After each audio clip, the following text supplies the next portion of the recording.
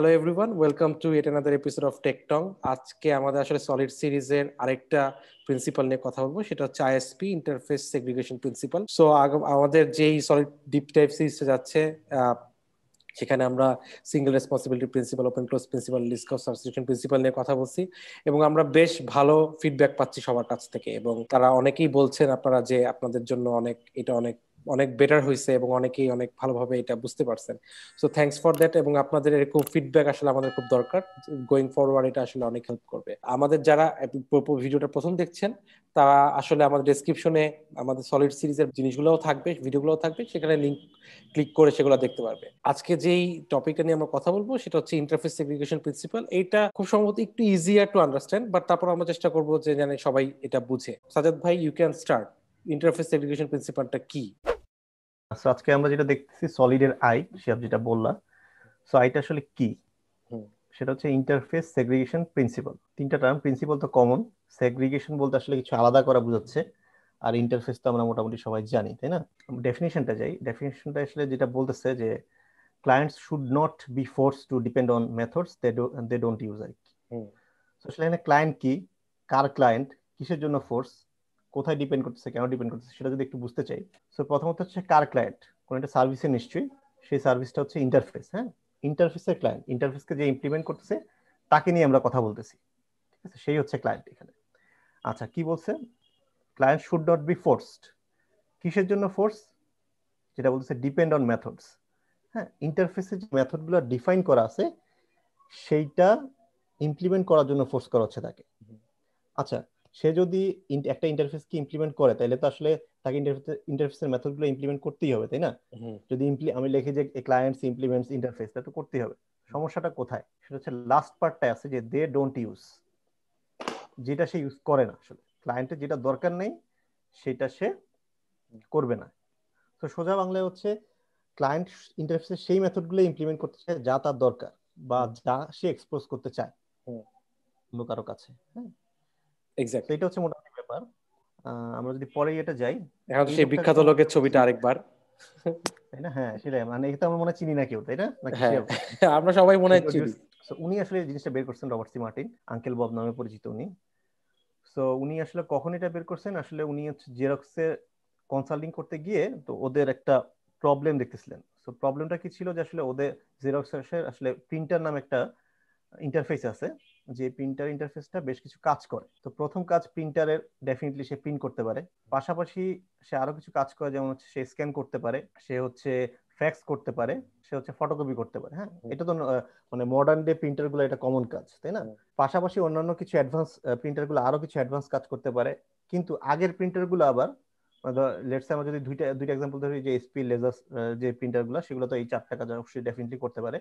বা যদি একটা পুরান প্রিন্টার ধরি, লেটস সে ক্যাননের একটা আগের মডেল, সে কিন্তু চারটা কাজ করতে পারবে না, তাই না? তো আমরা যদি ইন্টারফেসে এটা ডিফাইন করে ফেলি, যেটা জেরক্স করছিল, আসলে ইন্টারফেসে ডিফাইন করে ফেলছে চারটাই। তো ফলাফল যেটা হয়েছে যে আসলে এইচপির জন্য খুব ভালো কাজ করছে, কিন্তু ক্যাননের জন্য খুব একটা ভালো কাজ করছে না। বা ক্যানন কি যেটা করতে হচ্ছে, এই ইন্টারফেস যেটা সে ইমপ্লিমেন্ট করার দরকার নেই, তাকে তা জানতে হচ্ছে, তাকে ইমপ্লিমেন্ট করতে হচ্ছে, এক্সেপশন থ্রো করতে হচ্ছে। তো এরকম এইটা হচ্ছে একটা মেইন আইডিয়া। তো এরকম করতে গিয়ে তাকে মানে তাদের কোড বেস যেটা হচ্ছে যে এক্সটেন্ডেবল ছিল না, ফিচার এনহান্স করা ছিল না। তো তখনই আসলে জনাব মার্টিন সাহেব আর কি, যিনি যেমনি বলছেন যে আসলে ইন্টারফেস গুলোকে আলাদা করো, তো উনি যেটা বলছেন আসলে সেটা হচ্ছে যে এই যে বড় ইন্টারফেস যেটা বলতেছি, লেটস সে সেটা হচ্ছে 150 কেজির একটা ভুঁড়িওয়ালা ইন্টারফেস। হ্যাঁ, তো ইন্টারফেসটাকে আসলে ছোট ছোট 6 প্যাক ওয়ালা ইন্টারফেসে ভাগ করতে বলছে আসলে। হ্যাঁ, যতটুকু হইলেই এনাফ আমাদের বডির জন্য, ঠিক আছে? সো ঠিক ততটুকুকে ভাগ করে ইন্টারফেস গুলোকে আলাদা করে ফেলবো। আর ক্লায়েন্ট হচ্ছে যার যা দরকার সেই ইন্টারফেস গুলো থেকে চুজ করবে, যে আমার এই তিনটা দরকার, আমি তিনটাকে ইমপ্লিমেন্ট করবো, ওইটা দরকার না, এটা করবো না। হ্যাঁ, এটা হচ্ছে মেইন নিয়ে।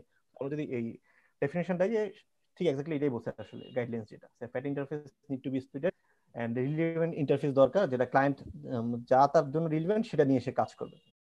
আচ্ছা, থ্যাংক ইউ সাজাদ ভাই, খুব সুন্দর একটা এক্সপ্লেনেশন দিয়েছেন যে ইন্টারফেস সেগ্রিগেশন প্রিন্সিপাল জিনিসটা আসলে কি। সো আমরা তো অনেকগুলো কথা বললাম, যে fat interface, smaller interface. So আমরা চেষ্টা করি যে একটু কোডের দিকে যেতে, মানে আমরা একটা কোড দেখি যে কোডটাতে আসলে কিছু ভুল হয়তো বা আছে, কিছু ভায়োলেশন হয়তো বা আছে, সেই ভায়োলেশন গুলো আমরা ঠিক করার চেষ্টা করবো, আলোচনা করে ঠিক করার চেষ্টা করবো। সো এটার জন্য আমরা আসলে একটা এক্সাম্পল ঠিক করছি। এক্সাম্পলটা হচ্ছে আসলে আসলে আমাদের ব্যাংক অ্যাকাউন্টের এক্সাম্পল, কিন্তু একটু দেশি ফ্লেভার আনার চেষ্টা করি। সেটা হচ্ছে যে একটা ব্যাংক আছে, সেই ব্যাংকের আসলে অ্যাকাউন্ট থাকে, অ্যাকাউন্ট সেভিংস অ্যাকাউন্ট থাকে, কারেন্ট অ্যাকাউন্ট থাকে। এবং আমরা একটা একটা একটা ফিকশনাল একটা ব্যাংক চিন্তা করি, যে ব্যাংকটাতে আসলে বাংলাদেশের একটা ব্যাংক, যে ব্যাংকটাতে আসলে দুই ধরনের সেভিংস অ্যাকাউন্ট আছে। একটা হচ্ছে আসলে স্টুডেন্টদের জন্য, আর একটা হচ্ছে রেমিটেন্স যারা আনে তাদের জন্য। সো রেমিটেন্স যারা আনে তাদেরকে আসলে তাদের টাকা কিন্তু আসলে নর্মাল মানুষের মতোই হবে, তাদেরকে নর্মাল টাকাও ঢুকানো ঢুকানো যাবে, এবং তাদের থেকে কিন্তু বিদেশ থেকেও টাকা আসবে। তো তারা কিন্তু ইন্টারন্যাশনাল যে ট্রান্সফার হওয়ার কথা, সেই ট্রান্সফারটাও যাতে তার মধ্যে হয়, সেই ক্যাপাবিলিটি সেই ব্যাংক অ্যাকাউন্টে থাকতে হবে। একইভাবে কিন্তু স্টুডেন্ট অ্যাকাউন্ট, যে স্টুডেন্ট তো আসলে রেমিটেন্স আসার কথা না, সো স্টুডেন্ট অ্যাকাউন্ট যে খুলে দিবে, সেই স্টুডেন্ট অ্যাকাউন্টে সেই ক্যাপাবিলিটিটা থাকবে না, মানে ইউজুয়ালি আসলে স্টুডেন্ট থাকে না। সো এই ব্যাপার, এইটার একটা ডিজাইন আমরা যদি করতে চাই, তো আমরা আগে চিন্তা করি যে আমাদের যে অ্যাকাউন্ট, প্রত্যেকটা অ্যাকাউন্টের কিছু কমন প্রপার্টি, কিছু বিহেভিয়ার থাকে। তো সেটাকে আমরা বেজ অ্যাকাউন্ট নামে একটা ক্লাসে আসলে ডিফাইন করছি। সে বেজ অ্যাকাউন্টটা কি, বেজ অ্যাকাউন্টে অ্যাকাউন্ট আইডি আছে, অ্যাকাউন্ট নেম আছে, এবং ধরে নেই এখানে একটা ব্যালেন্স আছে। সো সেটা কনস্ট্রাক্টরে আমরা অ্যাকাউন্ট আইডি, নেম এবং ব্যালেন্স দিই, এবং পরবর্তীতে আমরা গেট ব্যালেন্স কল করলে সে ব্যালেন্স রিটার্ন করে, সেট ব্যালেন্স কল করলে সেট করে। খুব ভেরি বেসিক একটা জিনিস। এবং আমাদের যেই এই অ্যাকাউন্টটা হচ্ছে যে মানে সকল ধরনের অ্যাকাউন্টের জন্য সকল এই সকল ধরনের অ্যাকাউন্টের কমন। অঙ্ক। এখন আমরা একটা অ্যাকাউন্ট দেখি যে সেভিংস অ্যাকাউন্ট। সেভিংস অ্যাকাউন্ট হচ্ছে আসলে একটা ইন্টারফেস। সেই ইন্টারফেসটা আসলে কি, এই ইন্টারফেসটা আসলে এটাকে গেট ব্যালেন্স কল করা যায়, এবং এখানটা দুইটা মেথড আছে, আরো দুইটা। সেটা কি, credit local amount, credit international amount. মানে আমাদের টাকা যদি ঢুকে, তারা লোকাল অ্যামাউন্টও ঢুকতে পারে, অ্যামাউন্টের বিডিটি, আর ইন্টারন্যাশনাল অ্যামাউন্ট হলে ইন্টারন্যাশনাল অ্যামাউন্টও ঢুকতে পারে। সো এই সেভিংস অ্যাকাউন্ট হচ্ছে একটা ইন্টারফেস। সো আমরা যদি দেখি আমাদের রেমিটেন্স সেভিংস অ্যাকাউন্ট এবং স্টুডেন্ট সেভিংস অ্যাকাউন্টটা কিভাবে তৈরি হয়েছে, এটা আসলে নাম হবে স্টুডেন্ট সেভিংস অ্যাকাউন্ট। ধরে নেই আমরা একটা আসলে ভুল করছি। সো স্টুডেন্ট অ্যাকাউন্টটা কি, স্টুডেন্ট অ্যাকাউন্টটা হচ্ছে বেজ অ্যাকাউন্টকে এক্সটেন্ড করে, তার মানে বেজ অ্যাকাউন্টে সব প্রপার্টি থাকে, এবং সে ইমপ্লিমেন্ট করে সেভিংস অ্যাকাউন্টকে। আর তার মানে হচ্ছে স্টুডেন্ট অ্যাকাউন্টে বেজ অ্যাকাউন্টকে এক্সটেন্ড করে আর কি কি জিনিস এখানে ঢুকাইছে। সে একটা স্টুডেন্ট অ্যাকাউন্টের জন্য একটা ইনস্টিটিউশনের নাম লাগে, বুয়েট, ঢাকা ইউনিভার্সিটি, কোন স্কুল হতে পারে। সো বেজ অ্যাকাউন্টের সব প্রপার্টি তার মধ্যে আছে, এবং তার মধ্যে একটা এক্সট্রা আমরা হিসেবে ইনস্টিটিউট নেম অ্যাড করছি, এবং সে সে যেহেতু একটা সেভিংস অ্যাকাউন্ট, সে এই জন্য আসলে সেভিংস অ্যাকাউন্ট ইন্টারফেসটাকে ইমপ্লিমেন্ট করে। সো তার মধ্যে আসলে ক্রেডিট লোকাল অ্যামাউন্ট এবং ক্রেডিট ইন্টারন্যাশনাল অ্যামাউন্ট দুটি আছে। এবং আমরা যদি দেখি remittance savings account, remittance savings অ্যাকাউন্টটার মধ্যে কি আছে, সেও বেজ অ্যাকাউন্টের সকল প্রপার্টি তার মধ্যে আছে, এবং সে আসলে সেও সেভিংস অ্যাকাউন্টকে ইমপ্লিমেন্ট করে।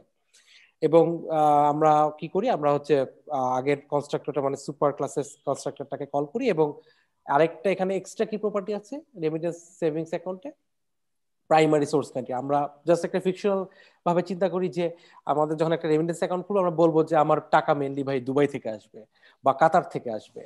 সো আমরা এখানটায় যখন বলবে যে আমার দুবাই থেকে আসবে বা ইটালি থেকে আসবে বা কাতার থেকে আসবে, তখন এই জায়গাটাতে আমরা সেটা স্টোর করি যে প্রাইমারি সোর্স কান্ট্রি কি। ইটস জাস্ট আ ফিকশনাল একটা জিনিস দেখাইলাম, দেখাচ্ছি যে বেস অ্যাকাউন্টের সাথে স্টুডেন্ট অ্যাকাউন্টে যেমন ইনস্টিটিউশন নেম আছে, এর তেমন আছে হচ্ছে প্রাইমারি সোর্স কান্ট্রি।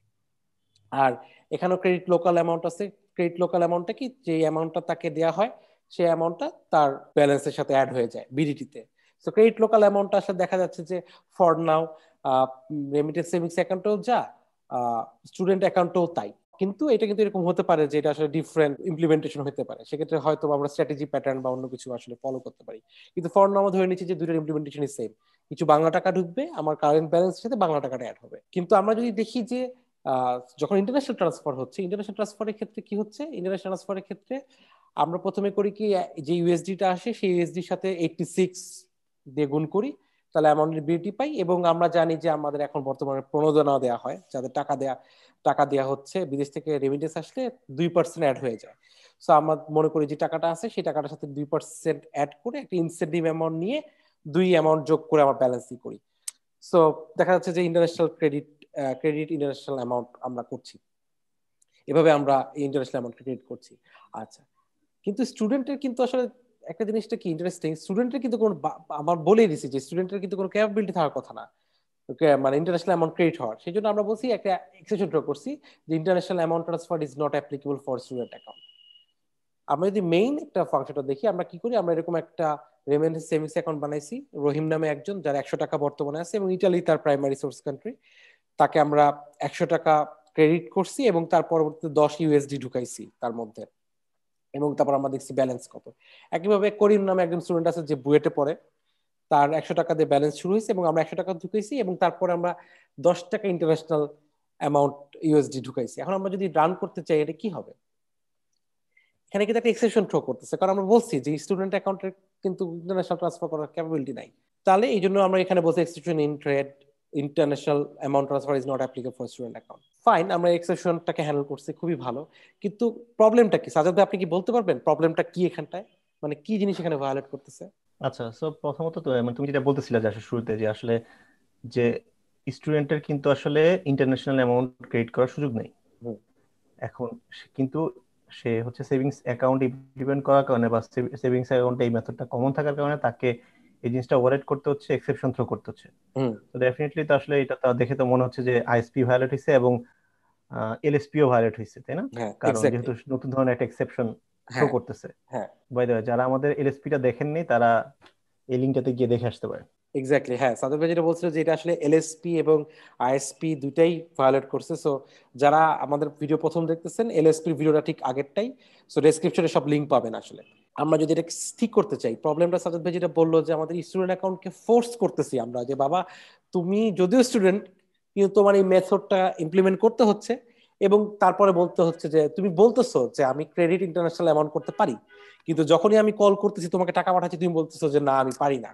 তাহলে তুমি যদি পারো না তাহলে তুমি কেন বলতেছো মানে যে তুমি পারো? ব্যাপারটা হচ্ছে যে তুমি ভাত মাখাইছো কিন্তু খাইতে দিচ্ছ না, তার মানে কেন ভাতটা মাখাইলা? ব্যাপারটা হচ্ছে এরকম। সো এই জিনিসটা করার জন্য আমাদের করতে হবে কি, ফ্যাট ইন্টারফেসটাকে সেগ্রিগেট করতে হবে। এটা যদি আমরা করতে চাই, আমরা কিন্তু এখানে একটা জিনিস বুঝতে পারছি, এখানে ক্যাপাবিলিটির কিছু ইস্যু ব্যাপার আছে, যে ক্রেডিট লোকাল অ্যামাউন্ট দুটো জায়গাতেই কমন। সো এটা আসলে ইন্টারফেসটা ঠিক আছে, সেভিংস অ্যাকাউন্টের ইন্টারফেস হিসেবে এই মেথডটা ঠিক আছে, যে লোকাল অ্যামাউন্ট একটা স্টুডেন্টও করতে পারবে, এবং এমন কোনো অ্যাকাউন্ট নাই যেখানে লোকাল কোনো অ্যামাউন্ট ঢুকবে না। সো সেভিংস অ্যাকাউন্টে এই মেথডটা থাকাটা ঠিক আছে, বাট সেভিংস অ্যাকাউন্টে কি এই মেথড থাকাটা ঠিক যে credit international amount? Because not every savings account has the capability two credit international amount. So এই জিনিসটা আমাদের মনে হয় না সেভিংস অ্যাকাউন্টে থাকা যেতে পারে। আমরা এখানে আরেকটা ইন্টারফেসের ইন্ট্রোডিউস করবো, সেটাকে আমরা ধরেন বলতে পারি ইন্টারফেসকে বলতে পারি ইন্টারন্যাশনাল অ্যামাউন্ট ট্রান্সফার। এটা একটা ইন্টারফেস হতে পারে, ইন্টারন্যাশনাল অ্যামাউন্ট ট্রান্সফারেবল। ঠিক আছে। এবং এবং যেটা আমরা করতে পারি, আমাদের সেভিংস অ্যাকাউন্ট থেকে আমরা আপাতত এখন আমাদের কোডগুলো ব্রেক করবে, কারণ আমাদের অনেক কিছু থাকবে না। সো আমার ইন্টারন্যাশনাল অ্যামাউন্ট থেকে এখান থেকে আমরা ইন্টারন্যাশনাল অ্যামাউন্ট ট্রান্সফারেবলে আমরা মেথডটাকে নিয়ে যাই, ক্রেডিট ইন্টারন্যাশনাল অ্যামাউন্ট। এবং এই মেথডটাকে যখন নিয়ে যাচ্ছি, তখন আমরা যেটা করি, রেমিটেন্স সেভিংস অ্যাকাউন্টটাকে বলি সে বেস অ্যাকাউন্টকে যেভাবে এক্সটেন্ড করতেছে, সে সেভিংস অ্যাকাউন্টকে ইমপ্লিমেন্ট করতেছে, এবং ইন্টারন্যাশনাল অ্যামাউন্ট ট্রান্সফারেবল কেও সে ইমপ্লিমেন্ট করতেছে। হ্যাঁ, মানে সেটাই আর কি, যে যেহেতু তার ক্রেডিট ইন্টারন্যাশনালটা লাগবে, এক্স্যাক্টলি সেই জন্য এক্স্যাক্টলি। কিন্তু স্টুডেন্ট অ্যাকাউন্টের এখন আমরা এই মেথডটাকে মুছে দিতে পারি। আমরা কিন্তু এখন তাহলে এই স্টুডেন্ট অ্যাকাউন্টের কিন্তু ওই ক্রেডিট ইন্টারন্যাশনাল অ্যামাউন্টটা থাকলোই না। সো এখন রেমিটেন্স সেভিংস অ্যাকাউন্টে থাকলো, আমরা বলছি যে এ বেস অ্যাকাউন্টকে এক্সটেন্ড করছে এবং সেভিংস অ্যাকাউন্ট এবং ইন্টারন্যাশনাল অ্যামাউন্ট ট্রান্সফারেবলকে ইমপ্লিমেন্ট করছে, এবং দ্যাট ইজ ওয়াই তার কাছে এটা আসলে এই মেথডটা আছে। আমরা যদি মেইন মেথডে যাই, এখন একটা এরর দিচ্ছে, বলছে স্টুডেন্ট অ্যাকাউন্ট এটা নাই, তার মানে হচ্ছে আমি কমিট করতেছি না ক্লায়েন্টের কাছে। ক্লায়েন্ট এখন বুঝছে ও হ্যাঁ স্টুডেন্ট অ্যাকাউন্টটা তো আসলে নাই, স্টুডেন্ট অ্যাকাউন্টকে সে ডিলিট করে দিবে। আগের মতো মেথড সে এক্সপোজ করছে, কিন্তু মেথডকে করলে সে এক্সেপশন থ্রো করে, সেটা হচ্ছে না। তো আমরা যদি এখন রান করি, এখন আমরা খুব ক্লিয়ারলি দেখতে পারবো যে আমাদের জিনিসটাকে আমরা সেগ্রিগেট করতে পারছি। আমাদের স্টুডেন্ট অ্যাকাউন্টের অ্যামাউন্ট হচ্ছে 200 টাকা, আর হচ্ছে যেহেতু রেমিটেন্স অ্যাকাউন্ট হোল্ডার তাকে আমরা $10 দিয়েছিলাম, তো 10কে 80 দিয়ে 86 দিয়ে গুণ হয়ে কিছু ইনসেন্টিভ অ্যাড হয়ে সে 1077 টাকা তার মধ্যে আছে। সো এটাই হচ্ছে আসলে আইএসপি। আমরা করলাম কি, যে যাকে যা করতে হবে না তাকে সেইটাকে ইমপ্লিমেন্ট না করতে দেওয়াটাই ভালো। তাকে আমরা করবো কি, আমরা ছোট ছোট ইন্টারফেস বানাবো, যার যে ইন্টারফেস লাগবে সে সেগুলোকে পিক করবে। এটাই হচ্ছে আসলে ইন্টারফেস সেগ্রিগেশন প্রিন্সিপাল। সাজেদ, আপনার কি কোনো ফিডব্যাক আছে? আমরা কি অন্যভাবে কোডটা করতে পারতাম? না, ডেফিনেটলি এটাই হচ্ছে ইন্টারফেস সেগ্রিগেশনটাকে আসলে যে তুমি সলভ করলে আসলে, যা স্টুডেন্ট এটা দরকার ছিল না, বাট সেটা করতে হচ্ছিল, এখন সেটাকে আমরা আলাদা করতে পারলাম, তাই না?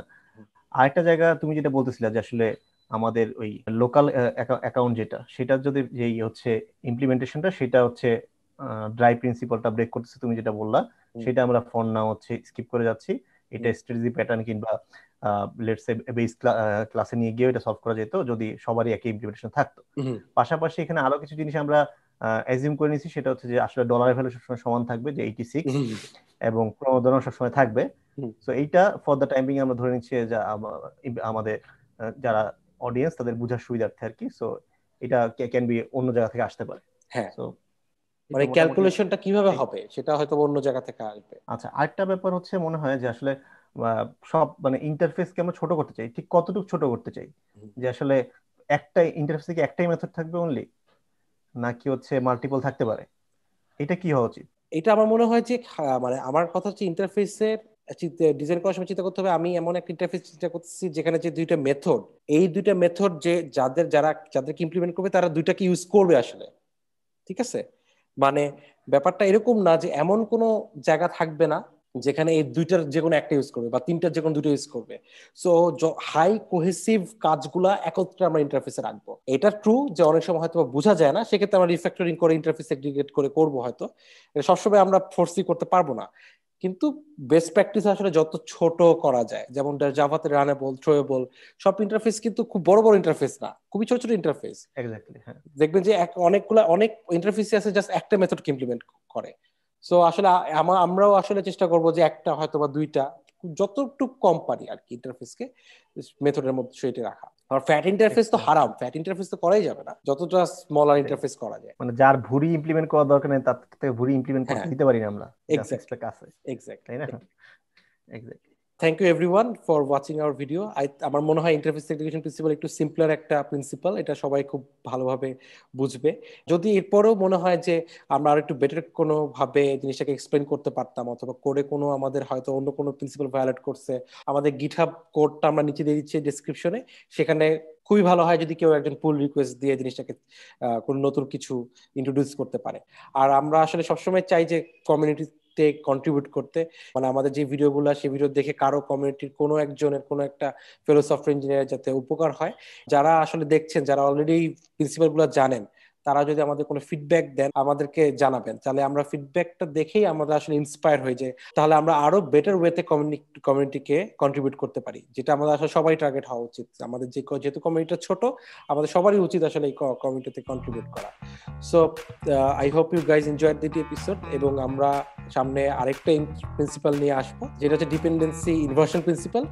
সেটা খুবই ইন্টারেস্টিং প্রিন্সিপাল, সেখানে আমরা অনেক কিছু শিখবো। So till then, bye for now, এবং don't forget to like and subscribe. Bye by.